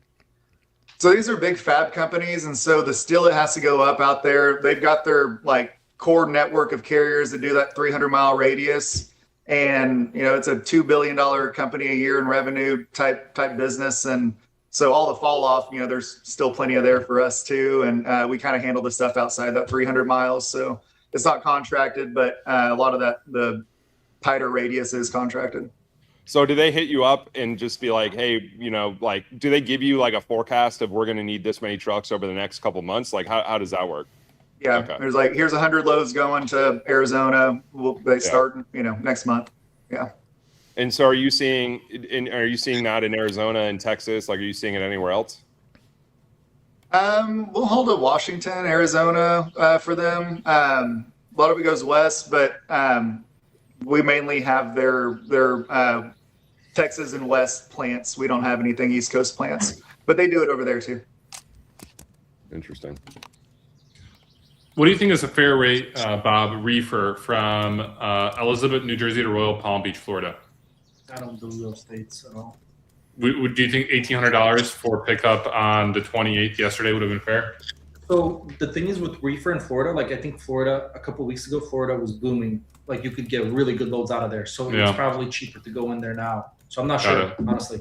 For you $1, I might not even come down. I might. Yeah. But Florida is very right now, from when I was still in America, it was really good to come out of Florida with the reefer. I'm not sure. Okay. Since we have everyone on here today, I think we should talk about Lumper.ai. We haven't talked about Lumper.ai in a while. I mean, I think we should maybe close some business right now, Reed. We need to onboard some beta customers for Lumper.ai. Colby, have you heard of Lumper.ai? I have not. Tell me more. You haven't heard? Reed, can you break it down? I feel like you're a good, you pitch it very well. So essentially, right now, we have human lumpers that are charging, $1,000 for a couple pallets. And this business is essentially robots doing the same work for more money. It's essentially like, robot AI that unloads pallets, but just is more expensive is essentially Lumper.ai. You're not selling it, dude. You're not selling it. What do you mean? That's what it is. It's but why would you want to pay more? Because then when you get a really expensive lumber bill, you get to post it on LinkedIn, and people are like, "Oh shit!" Like that goes viral. You know what I mean? Like, look at how much I just paid this lumper. That that asshole. Like he's charged. Lumper.ai is charging me $9 million to unload this truck. Like, what's going on? You know what I mean? Like, it's good for engagement. I think that's really the benefit. Well, isn't Lumper Appreciation Week wasn't it supposed to be this week, Reed? Yeah, it's always in May. We kind of messed up. We didn't do Lumper Appreciation Week this week. Well, ever since we launched Lumper.ai, I'm not sure we want to appreciate the meat lumpers, the human lumpers. You know where I think this could actually be valuable is if it was to load flatbeds and unload flatbeds and tarp them. I feel like that's a good point, Reed. What happens to Truck Driver Appreciation Week when all the drivers get automated? It's Robot Truck Driver Appreciation Week. Clanker Appreciation Week. Yeah. I think that's what ends up happening. Yeah. So this is something we came up with Colby a couple months ago. We're still looking for our beta customer. So if you'd be interested in betaing Lumper.ai, I think we can lock you in right now on a live show. I don't know how often you in the open deck world you're interfacing with lumpers, Colby. How many lumper contracts get them to tarp, I'm in. Wow. Okay. We'll get them on the quantum package. The robot manufactures tarp as he wraps it.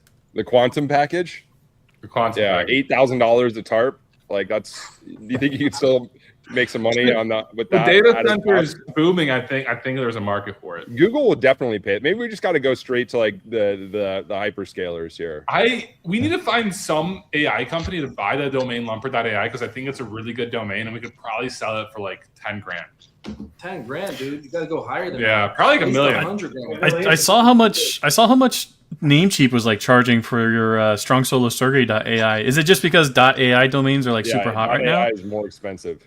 Yeah, crazy. Here, should we buy some domains right now? Here, 1 second. So Dispatcher Svetlana AI. Well, yeah, Colby. What's on your mind?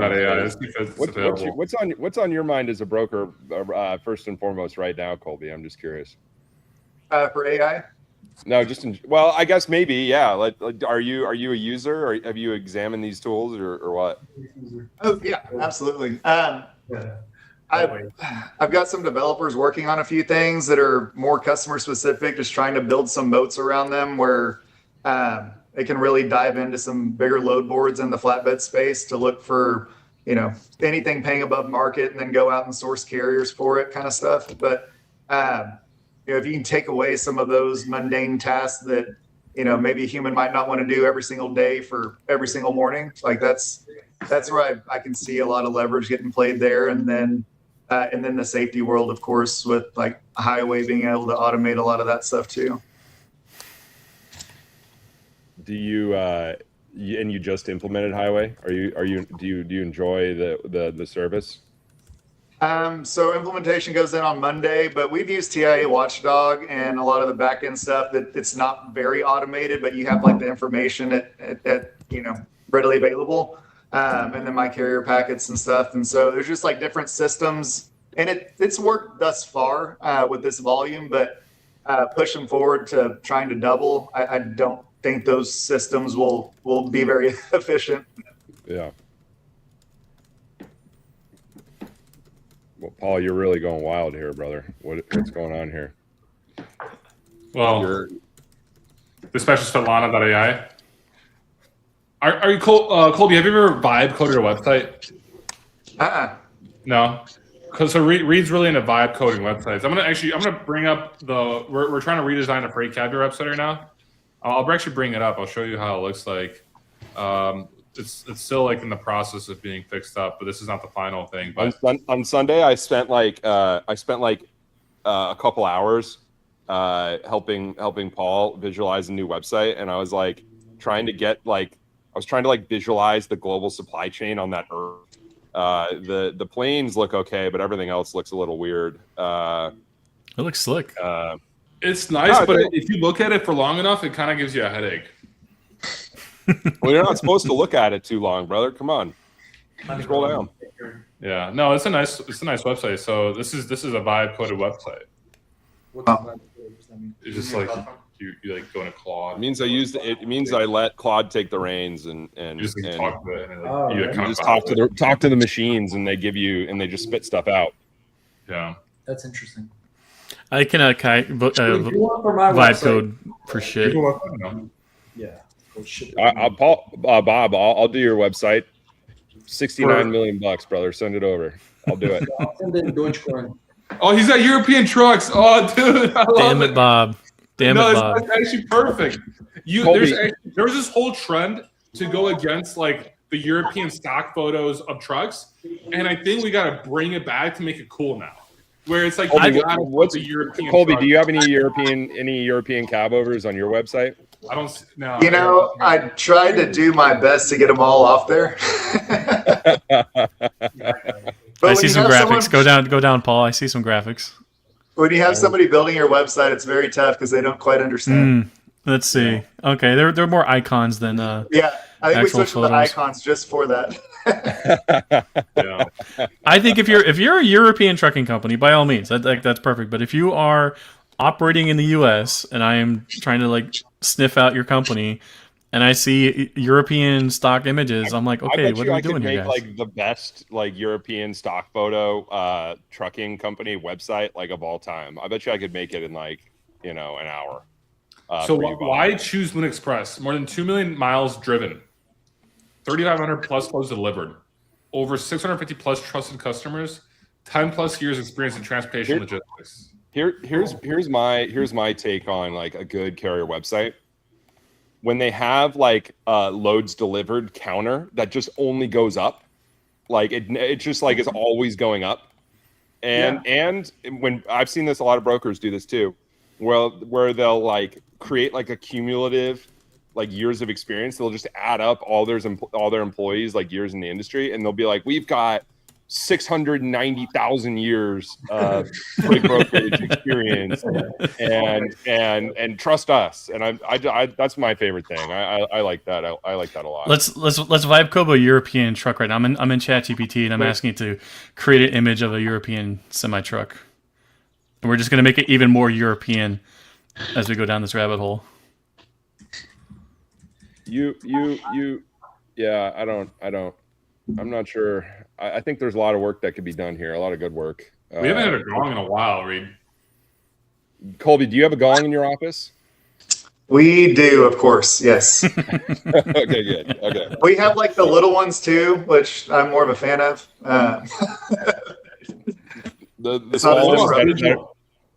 Wait, Colby, would you pay for a gong as a service? Like you just go to freightgong.com and to pay like $10 a month per each employee, and they just have a digital gong. Actually, what's the point of having a physical gong when you could have a digital gong? And it's actually pretty loud. It's cloud based. Yeah. But I actually like legitimately think that like.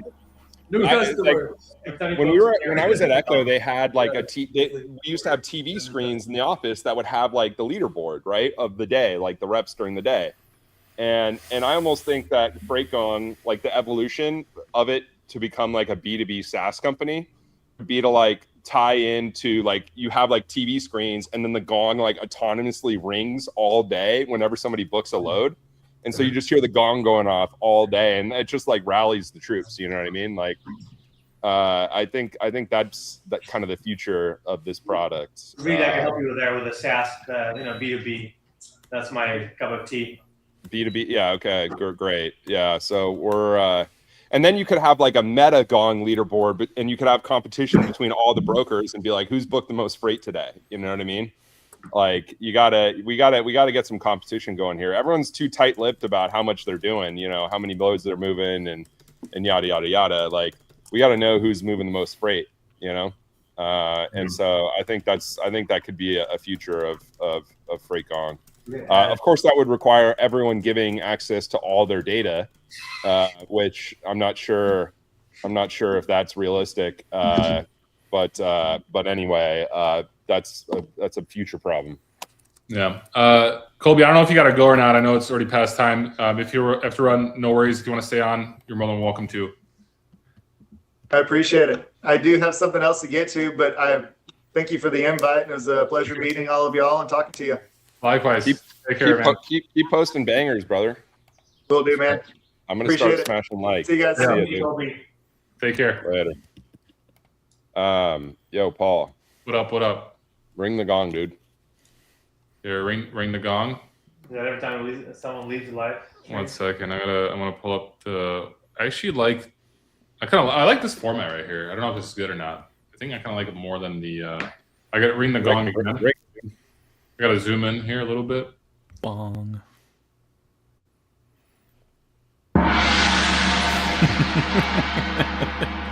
Never gets old. That's a good gong sound, honestly. Can we get a gong in like the Freight Caviar website, like in the corner, so people like could like hit it right here, like hit the gong? Yeah. Yeah, that would be very easy. Or if you hit the Freight Caviar logo, it just gong. You know, it's like the gong sound. Dude, look at all the logistics going around the world. Look at that truck crossing China right there. going to Siberia. That guy's hauling ass. He's late for his delivery. That's strong for sure. Belt and Road Initiative. Oh, shout out to Adam Spencer. Adam's always in there. I really like this Chris's comment today. You can tell how dialed in Reed is based on how much facial hair he has, and I gotta agree with him. Mm-hmm. There's something to it, Reed. You look really dialed in with your facial hair. Well, I have been locked in, honestly, and I've not really, dude. I haven't tweeted, I haven't posted anything. I've been in the cave, just working on stuff. So this is my caveman look, I guess. For sure. Man, GPT is really slow today. Usually, only takes a couple seconds. They got to build more images. data centers, bro. There's not enough data centers to process all the tokens. The demand is too high. Yeah, I'm draining the Great Lakes in order to make these European cab overs. I think if we were to start a carrier, I think we would definitely be a flatbed carrier. So well, I know Bob left for a second, but I want to get Bob back in here because Bob told me last year he's about to get a flatbed on, and now he doesn't have a flatbed anymore. And so I'm kind of curious, or I'm curious why. I mean, I'm sure it's really difficult. I'm sure it's difficult to get flatbeds now. They're in high demand. Okay, let's see here. What do you think about European road logistics 2026? It's an interesting question. I don't have an answer for that, but I'm not sure what that is. Do you mean like the state of European trucking? I think that's a conference. What is it? Dude. I gotta pull up. I'm gonna pull up European road logistics 2026. Honestly, though, Scania, like the European caboers go kind of hard, like especially with the trailers that have like the side door like that, where you can like roll up the side and unload from the side. Like that's super flexible. It's pretty sweet. Come on, bring them in. Yo, Bob just bought a bunch of donuts. Polish donuts. They're not donuts. They're pampushki, yo. Pampushki. Look how good they look. Dude, I know. Yeah, bro, they smell so good. They do smell good. Damn, you guys are locked in over there. I'm jealous. Dude, Reed, people live out here, bro. In America, we're just vibing, y'all. Look at this thing. It's beautiful. So, wait, sorry. The European road logistics in 2026 are defined by chronic capacity shortages, surging CO2 base road tolls. Wait, what's going on? Man, do we need carbon dioxide tolls in the U.S.? Would that be a good idea? And persistent driver shortages. Yeah, you guys are just eating some punch. Let's get some. So good. Justin, is that fake news? Is there a driver shortage? That's like Justin's dog whistle, like driver shortage. Is there a driver shortage in Europe? The easiest way to tell if it's bullshit or not is just compare what drivers are making today versus what they were a year or two ago. If there really is a shortage, wages spike. If it's flat or even lower, you know it's bullshit. I'd have to talk to some European guys to verify. We gotta get like a European trucking correspondent on Freight Gong Friday here. Is there like a website where you can see what most drivers make or no? How do you tell that? Good question. Well, for Europe, I would probably just look at driver like job boards and see what the rates are. Even more. Justin, have you been considering getting back in a truck because of rates going up?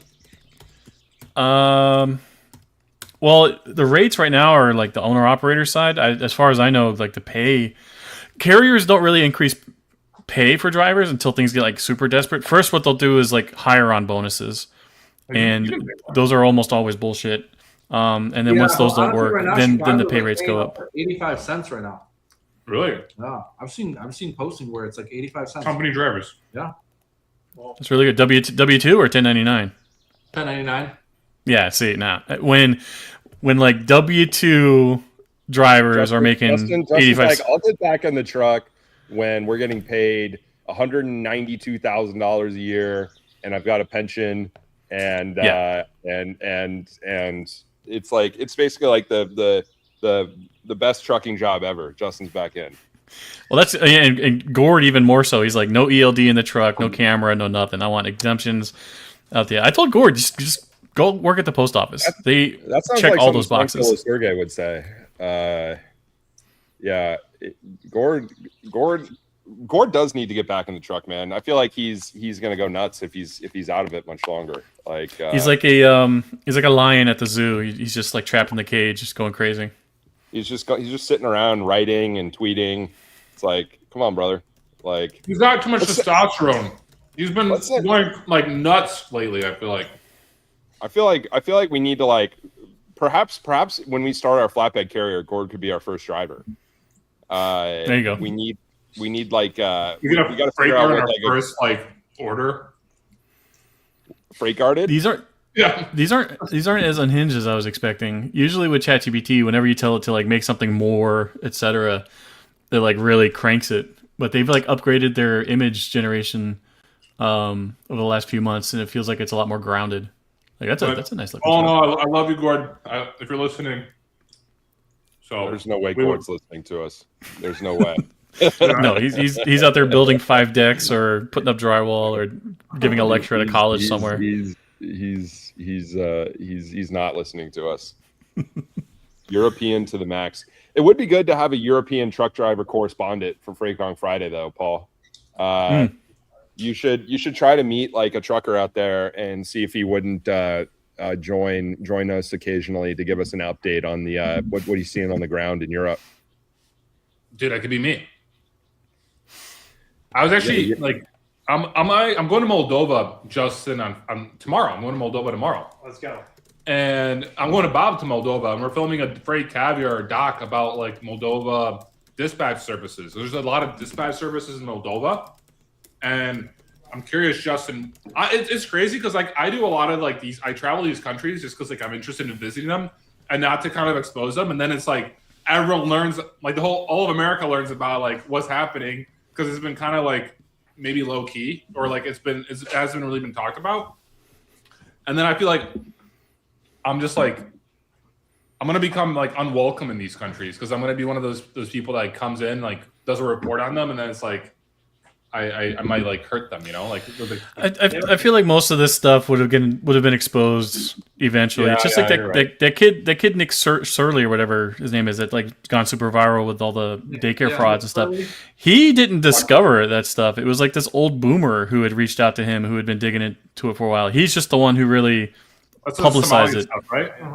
Yeah. In California, they banned him. Banned him? Yeah, Nick Shirley. Really? Yeah, look it up. Nick Shirley in California. Look what they're doing. Well, like the entire state of California is just that he's not welcome there. The hospice yeah. Basically, they can prosecute him, or if he shows up or something. What happened to freedom of America? Democrats advance, yeah, right there. Yeah, Nick Shirley Act. That's what they called it. Stop. This is like a. Would restrict release of investigative videos and impose penalties on watchdogs to expose fraud? Wow.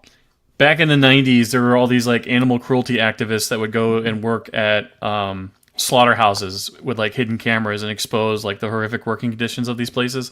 And so they passed what they call ag-gag laws, where it's illegal for you to lie about your intentions when applying to work at these places. So it seems like the same kind of vibe. Makes sense. But honestly, the Learning Center, is it still around or no? The Leering. The Leering. They renamed it. They changed. They fixed the letters. Dude. What else? Yeah, check this out. Somebody actually posted that it was in Rock Hill, South Carolina. That truck. Check this out. Autonomous? The East. The Einride. Here. Is it we were just talking to Ken last Dinosaur. week, but Ease and Einride expand cableless semi-truck operations in Ohio. However, the trucks will still have human oversight. A remote operator will monitor them from off-site and can intervene when needed. The companies say that setup helps keep operations running safely and smoothly during operation. Boom! Look at this. Ease Logistics and Einride will operate driverless electric freight trucks between Ohio warehouse locations while collecting data on safety, efficiency, and logistics operations. What are your thoughts on this? I'm curious when they say that these trucks are going to be overseen off-site. Who are the guys monitoring these trucks and where are they located? It's probably like some 16-year-old playing Truck Simulator. It's probably some 16-year-old in like a third world country, probably. Well, wasn't it was not Kodiak, the other one, Aurora? When they were in front of Congress, they admitted that like all of their oversight is done in the Philippines. Yeah. So like, what the fuck? Is that not like acceptable or what's? I think it is. If I'm operating a truck in the United States, I have to be at least here in the country with this. Like if you're more than 100 miles away, you might as well be 6,000 miles away. What's the difference? Well, because accountability. If I'm a remote operator and I get somebody killed, it's a lot harder to go after me if I'm thousands and thousands of miles away on the other side of the globe versus someone here in the U.S. that could actually do jail time. You're making too much sense, dude. It only works in wartime when we fight drones. Then not in the. It does actually scroll back up and show the picture of this thing. It's Swedish. It's been around for a while. It actually that makes sense as like the way it should look. Like if you're gonna build like a driverless truck, I don't know why you make it look like you tack it onto a normal truck. I get it, so that way people can still drive it. But like there was that movie Logan years ago that had that scene on the highway of like these autonomous shipping containers going up and down the highway, and I remember being in the theater being like, "Whoa, they've cracked it! That's exactly what these things need to look like going forward." It was literally just the chassis with like headlights and cameras all over it. There was no cab or anything. Now you get something like this with like steering in the front and the rear, and my God, you can get these things into anywhere. That's true. I kind of want to have a job where like I'm just like at home and playing like Truck Simulator, and I'm actually just operating one of these, on the road. I feel like that'd be kind of fun. Would you get paid per mile or per hour? I would want to get paid per mile, so I could be like strong, slow circuit. Well, I think if you're remote operating these things, or at least babysitting them, your incentive is going to be how much freight you're like responsible for. Just like if you're working at a warehouse, a lot of guys will be offered an hourly rate or a piece rate, and almost always they go for the piece rate because they can come in, slam a bunch of trucks for a couple hours, and then go home. Yeah, I mean, they have a newsletter. Should we sign up for the newsletter? Let's sign up for the newsletter. Sure. Speaking of Dooner's Twitter, did you guys see the video he posted yesterday of his new setup? No, yeah, but I did see he had a tweet that went viral this week. I actually haven't been on Twitter at all. Besides over the weekend, I spent some time and I saw. I don't know if I retweeted it. I think I did retweet it. Let me pull it up here real quick. It's getting very close. I think he launches in June. What is he launch in June? The show? His new show, yeah. I've been waiting for a while. It's been.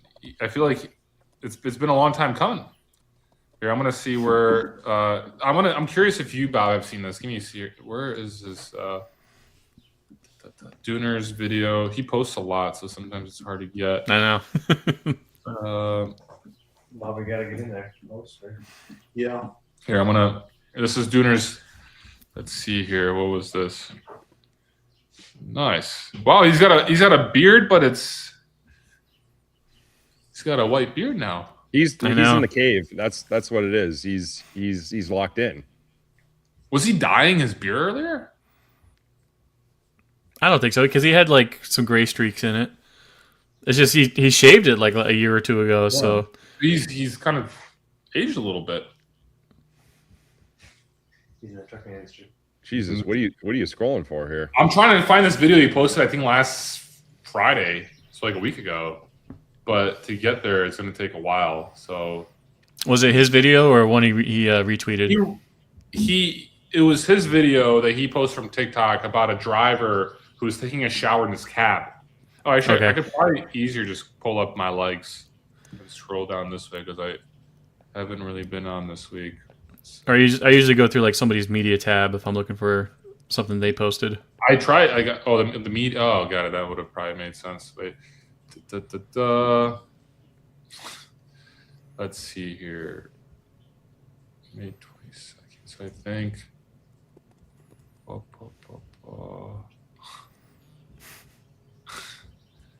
Jesus. Oh, there it is. Oh, the guy took a shower. Yeah. Yeah.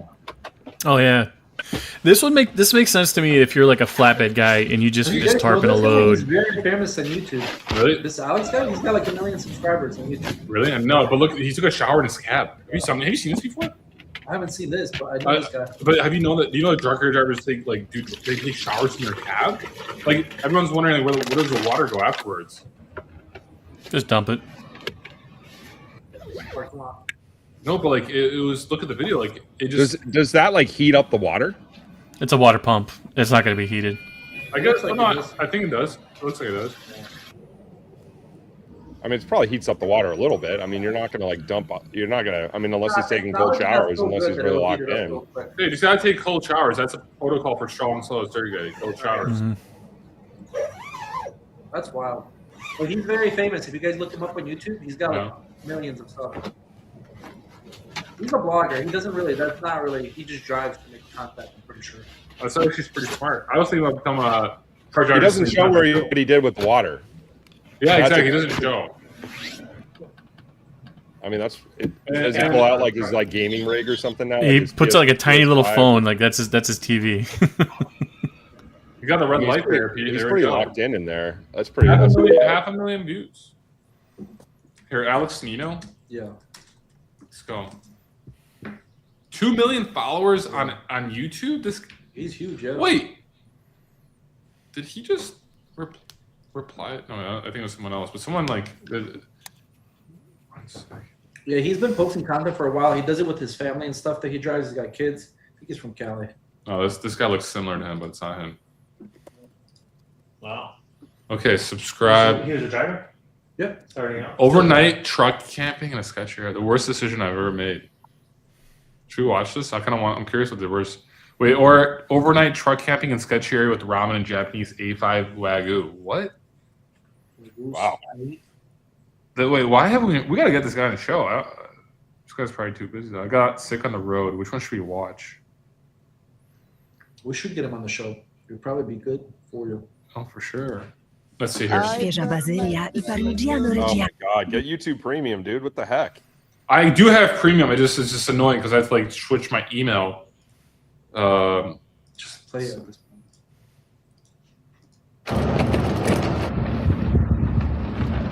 What's up, guys? Welcome back to a brand new trucking vlog. Right now, we're out here in Bakersfield, California. Just pulled up to our first pickup of the day. Oh, and also on the side note, we got my damn TV back up. I got my Xbox in here. I have the PlayStation, but I know I've been more of an Xbox boy lately. So we're gonna get that set up and let's get loaded up, baby. His first pick, man. This guy's doing multi-pick loads, huh? Oh, That guy seems cool. It says it's not found. You have to put a capital P first. Oh, capital P? Yeah. Classic pickup number doesn't work. And then you're going to go all the way down and to the left. It's going to be the doors 1 through 4. Okay. You can park it any of the outside access. On here it says 420 quantity. Did they cut some? Most likely. I'm going to pause it real quick because right here was the start of my mess up. I was looking at a whole different order and I was thinking it was the BOL for the product at this location. You guys will see as this video goes along. I'll talk to them. Okay. Damn it, driver. Thank you so much. Any door, right? Yeah, any door. Okay. Just slide your axle all the way down. Okay, perfect. Thank you. Slide the tandems, baby. Slide them, dude. Got my energy drink I was supposed to drink. I think I'm going to save it for tonight and I'm going to just put this inside the reefer. See how cold it gets in 36-degree temperature. Or how fast, actually. Is he just gonna let it roll around in there? Oh, he straps it down. Smart. Got his own power jack in the trailer. It's not his first rodeo. Oh, there it is. I got it. Rate the backing job here, Justin. Pretty good. Pretty good. Although that facility looks pretty wide open. But so guys, they do any Cool pull-ups. fun fact about Johnson Farms, it's actually been around for over 7. Sorry, quick intermission break to see Bob's channel right here, Bob Cruz, who with the Please Advise had in this latest YouTube thumbnail. Look at that. That was 1 year ago. Sheesh. Good morning, guys. Today I want to make a video why it's important to have tire racks under your trailers and how it can save you thousands of dollars. Wait, And we're this even is going to show you right now. how to install a tire rack under a trailer. But basically here, this is what a tire rack is. So you have a semi-trailer, right? You have a semi-trailer, and then you have a tire rack that you install at the bottom, and then you put a spare tire under there, just in case if you have a blowout on the road, they could take this tire, throw it on there. You know, it'll cost you $60 instead of Railroad crossings love those things. $700 or $600. Basically, you see this trailer has a tire rack, that trailer has a tire rack, and even that trailer that he's backing up has a tire rack. This is a brand new trailer that we just bought. It didn't come with the tire rack.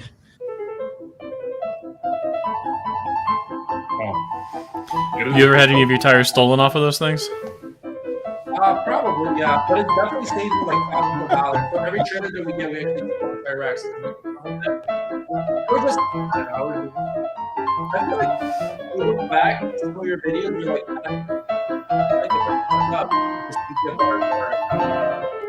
I always kept a spare on my cab. And explain to you there's a funny why tire racks is so important and how it I can have save like you 3 million money. views. Obviously, you Really? can get a tire rack.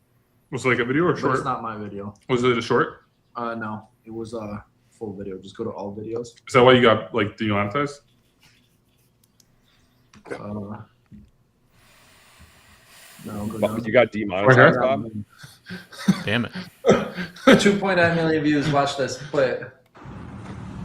Standing here in front of Fearman Slaughterhouse, where 10,000 lives are taken daily, 10,000 innocent lives slaughtered here for no more than the taste buds of humans. Here we have the truck approaching, where approximately 300 animals are stacked into this truck.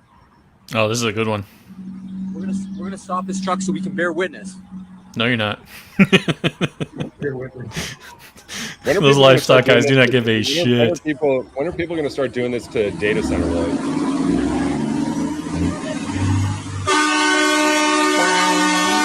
See ya. Those guys do not care. They do not stop. They literally don't. Patriots. Is this why you got demonetized, Bob? No. Where demonetized? You told me you were demonetized. Oh, I just probably didn't keep up with it. No, but you told me before that you were like demonetized or something. We should go do this for. We should go do this like outside facilities that don't use Lumper.ai. Oh, this is a funny one, yo. This is actually my. So somebody did the voice, but then my brother-in-law actually made this. We're not gonna put a Swift driver being up a woman driver. Well, not that one actually. There's a different one. Hold on. There's another one. Yeah, about Swift. Go down. It's like we're now hiring. I'll go more. More.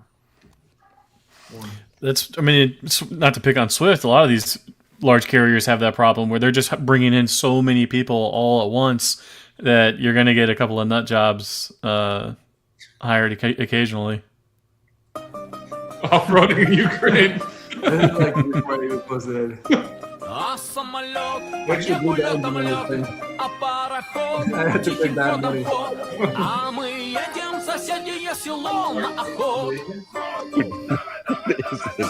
that you? Yeah. Man, that camo goes pretty hard. NASCAR driver, man. Yeah, I do gotta run. I gotta be on a radio show here in like 5 minutes. So, thanks for having me, guys. When I was a truck driver, this is working out 10 years ago. Yeah.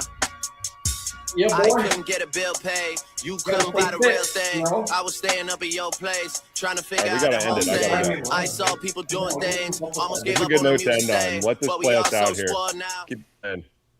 This is a good way to end. Mind. Yeah, I gotta go. Yeah. Alrighty. Let's hit the gong and have a great rest of your day, everyone. Thanks for tuning in. We'll be back next week. See you next Friday. See ya. Yeah. Take care.